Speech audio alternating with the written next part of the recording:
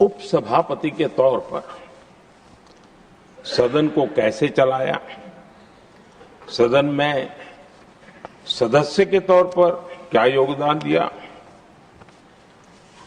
इस बारे में हम स्वाभाविक रूप से एक सकारात्मक चर्चा करते रहते हैं।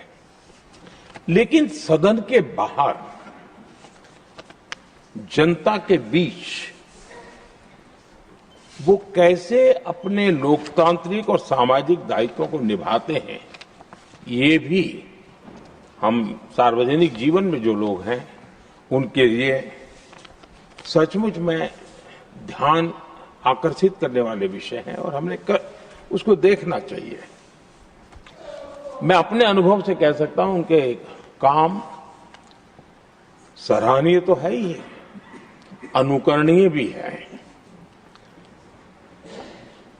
हमारा देश युवा देश है और मैंने देखा है कि हरिवंश जी ने अपने समय का उपयोग सबसे ज्यादा युवाओं के बीच में बिताना पसंद किया है।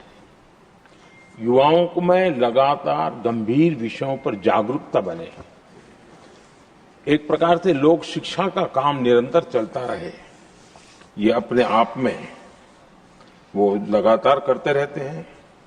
वो देश भर में उनका भ्रमण रहता है। वे मीडिया के नजरों में बहुत ज्यादा रहने का उनका शौक नहीं है, लेकिन भ्रमण और कार्यक्रमों की श्रृंखला उनकी लगातार चलती रहती है।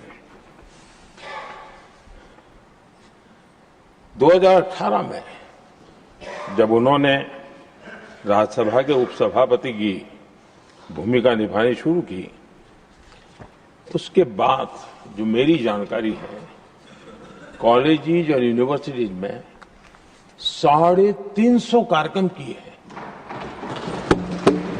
ये बहुत बड़ा काम है। देश की यूनिवर्सिटीज और कॉलेजेस में 350 से अधिक कार्यक्रम, जाना आना, उनके साथ बैठना, बातें करना, उसके लिए विषयों की तैयारी करना, ये अपने आप में बहुत बड़ा एक प्रकार से आपने व्रतस्थ के रूप में इस काम को किया और युवाओं से ही जुड़ने के लक्ष्य को आपने जरा भी ओझल नहीं होने दिया है।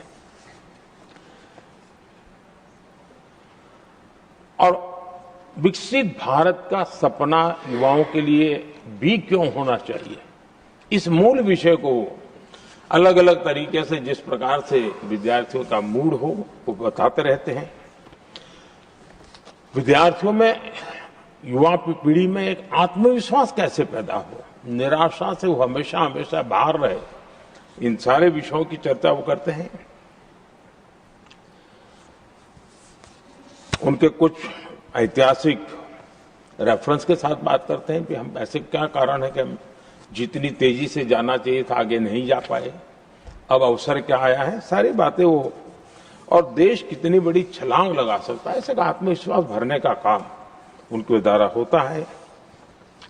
आजकल देश में लिटरेचर फेस्टिवल एक बड़ा सिलसिला चला है और अब तो वो टियर 2, टियर 3 सिटी तक भी वो सिलसिला चला है।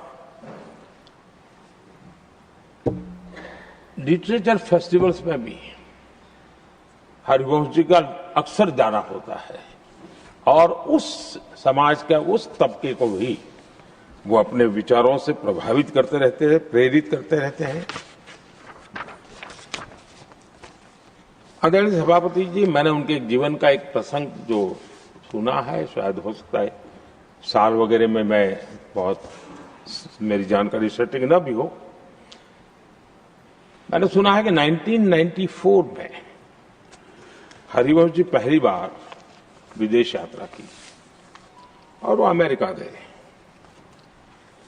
जब अमेरिका गए तो अपने तय कार्यक्रमों के अलावा जब उनसे पूछा गया